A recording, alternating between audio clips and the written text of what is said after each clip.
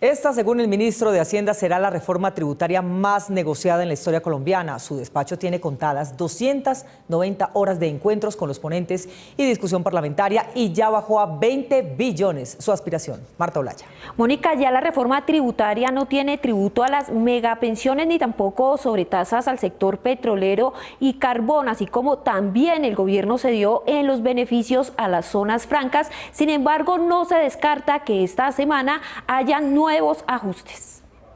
Esta semana será clave para la reforma tributaria del gobierno Petro, que después de los recortes por los acuerdos políticos con las distintas bancadas, pretende llegar a un recaudo de 20 billones de pesos. El efecto es positivo. Mañana se realizará la última sesión con los ponentes del proyecto.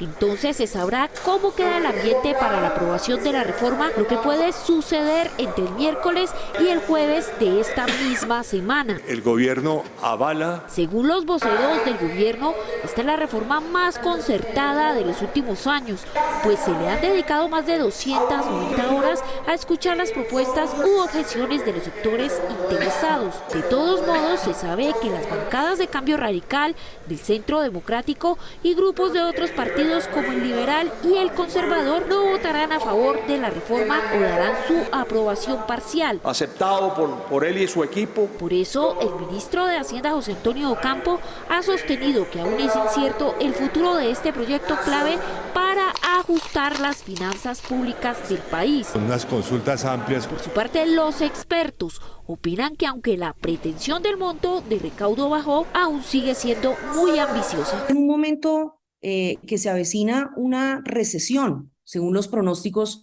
de los economistas. Nos han enseñado en economía precisamente que la política fiscal tiene que ser contracíclica. En momentos recesivos, las presiones tributarias no pueden ser exageradas. Otro elemento que consideramos vale la pena discutir tiene que ver con la destinación de los recursos de esta reforma. Todavía no es claro, de nuevo, cuánto de los ingresos de esta reforma se va a destinar a aumentar el gasto público y cuánto se va a destinar a reducir el déficit fiscal. El gobierno ya tuvo que ceder a la eliminación del impuesto a las pensiones de más de 10 billones de pesos, la sobretasa al sector del petróleo y carbón y zonas francas. Aunque en la negociación parlamentaria de la reforma tributaria el gobierno ha tenido que ceder, el ministro de Hacienda estima que no será mucho lo que se baje la expectativa de 25 billones de pesos en recaudo, pero la ANDI pide que se baje mucho más. Marta Olaya.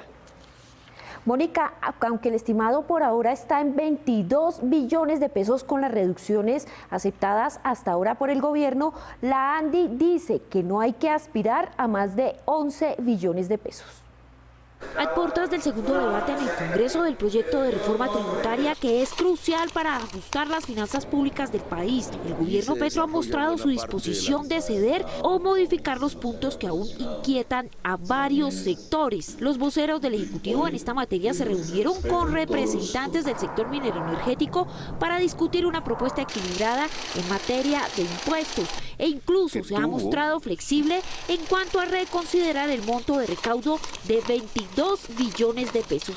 Yo creo que vamos a tener, sí, de pronto un poco menos, pero no mucho menos. Pese a ello, el Consejo Gremial Empresarial insiste en que la administración puede conseguir más recursos de otras fuentes y puede reducir el gasto. Como la venta de los activos improductivos, la monetización de los activos que están en la SAE, el control de la evasión, la reducción de gastos burocráticos y de funcionamiento. Los industriales, cuyo sector se ha mostrado en abierto desacuerdo con la actual reforma, insistieron en que el recaudo de la tributaria no debe superar los 11 billones de pesos, o sea, el 50% de lo que el gobierno tenía previsto al inicio de este cuatrienio. Colombia no ha tenido reformas superiores realmente a 10 o 11 billones de pesos en el pasado. La última del año 2021 fue de 15 billones, pero dentro de esos 15 billones hubo 4.5 que fueron un traslado presupuestal que hubo de un lado al otro. Los analistas económicos que ven los toros desde la barrera y sin intereses personalistas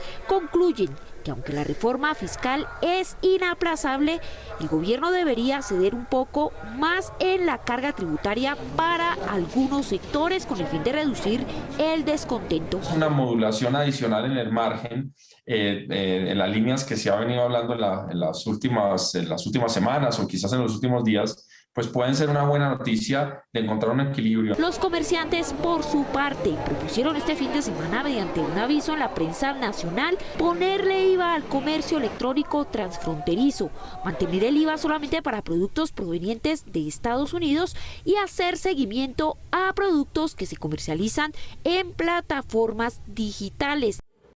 Sorpresivamente, anoche el gobierno anunció la convocatoria de una asamblea extraordinaria de socios de Ecopetrol para sacar a los directivos que nombró el gobierno Duque. Marta Olaya.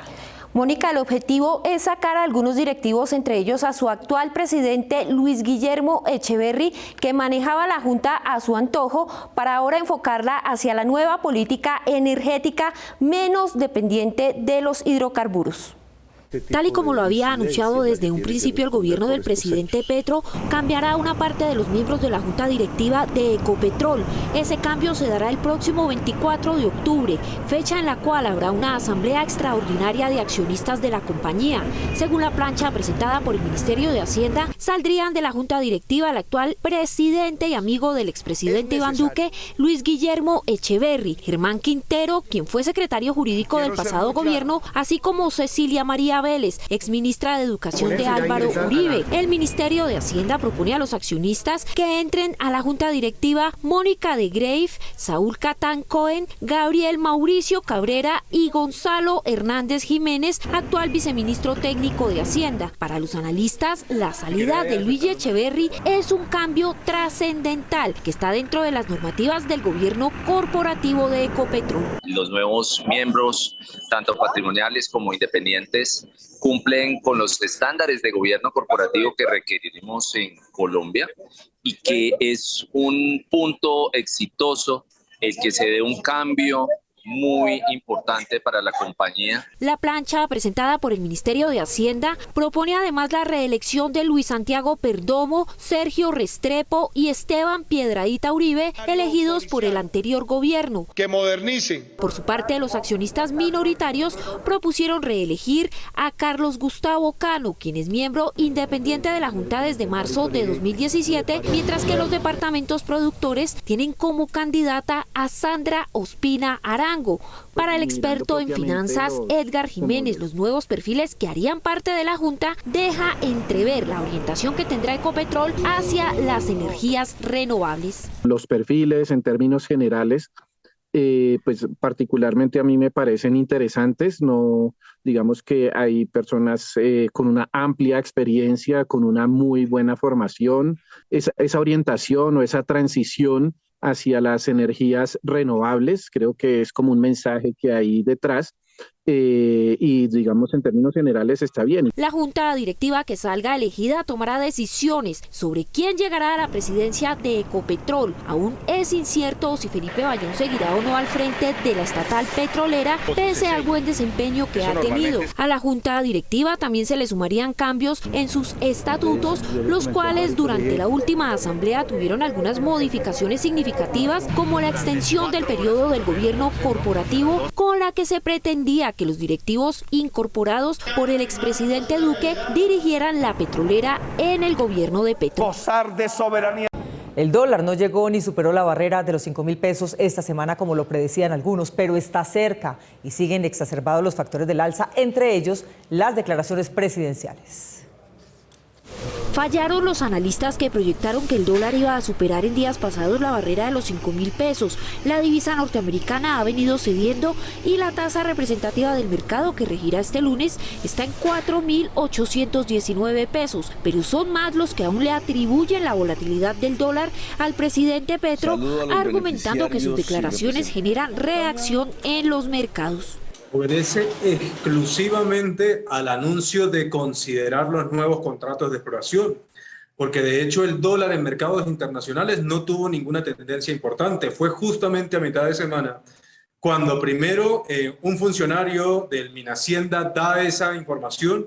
Para otros analistas, las declaraciones del gobierno inciden en menor porcentaje en el precio del dólar. Desde luego ha sido una de las monedas que más se ha depreciado.